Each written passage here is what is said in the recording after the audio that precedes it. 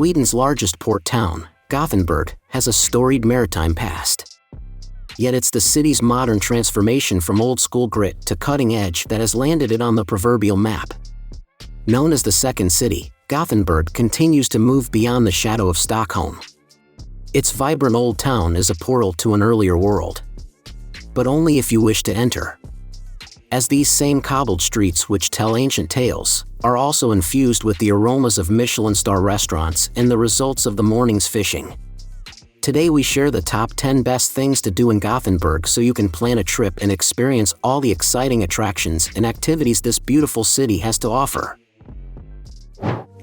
Starting with number 10, Gothenburg Museum of Art. The prestigious museum opened in 1923, in time for Gothenburg's International Exhibition. You can come to appreciate works from across Europe painted from the 1400s to the 21st century. But the museum's acclaim comes from its 19th century Nordic art, by famous and familiar names like Edvard Munch, Peter Severin Kreuer, Bruno Liljefors, and Anders Zorn. The French collection deserves your time for its works by Gauguin, Picasso, Monet, Chagall, and Van Gogh. And for lovers of the Renaissance and Baroque, there are pieces by Van Dyck, Rembrandt, Rubens, and Jacob Jordaens. At number 9 is the Botanical Garden. Gothenburg's sprawling Botanical Garden covers 175 hectares in the center of the city and also encompasses a nature reserve and arboretum. Around 4,000 of its plants are kept in greenhouses, so the attraction is full of life in any season. Inside is the largest collection of orchids in the country, numbering 1,500 in total. Also undercover is an Easter Island tree, Sophora toro moreau, which will fascinate botanists as it's extinct in its natural habitat. At number 8, Liseberg.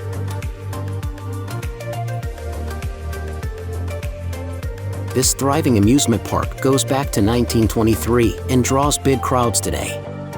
Liseberg has a traditional character and abounds with greenery and woodland, but its lineup of high-tech rides is constantly evolving. The steel roller coaster Helix was unveiled in 2014, and the state-of-the-art Valkyria is in the pipeline for 2018. But if there's one roller coaster that you cannot leave without riding, it's the bone-shuddering Balder, a wood-tracked coaster that ranks among the best rides of its kind every year. At number 7, Haga.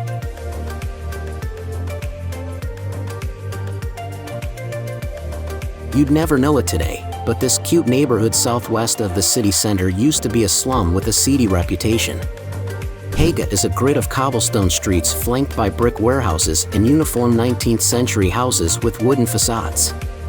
These charming buildings were scheduled to be torn down during redevelopment works in the 1970s, but Gothenburg citizens got together to preserve its character.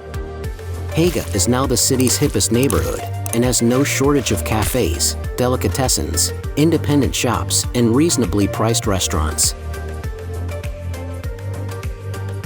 At number 6 in our list, Trädgårdsföreningen.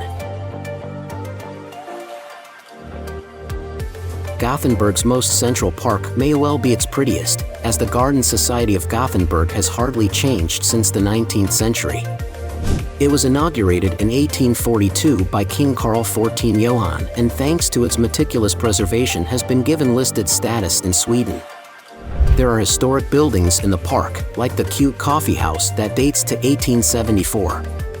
But the postcard image is the magnificent Palm House, Palmhuset, erected in 1878, based on London's Crystal Palace and containing tropical species. At number 5, Universeum. Close to Liseberg is an attraction that approaches scientific topics in engaging, child-friendly ways and has a host of animal exhibits over 7 floors. The centerpiece is the Ocean Zone, which has an immense ocean tank inhabited by sharks and tropical species, and a touch tank where little ones can find out what raisebacks feel like. You can also enter an indoor tropical rainforest, spotting colorful birds, sloths, and monkeys on the branches above. At number 4, Avenyn.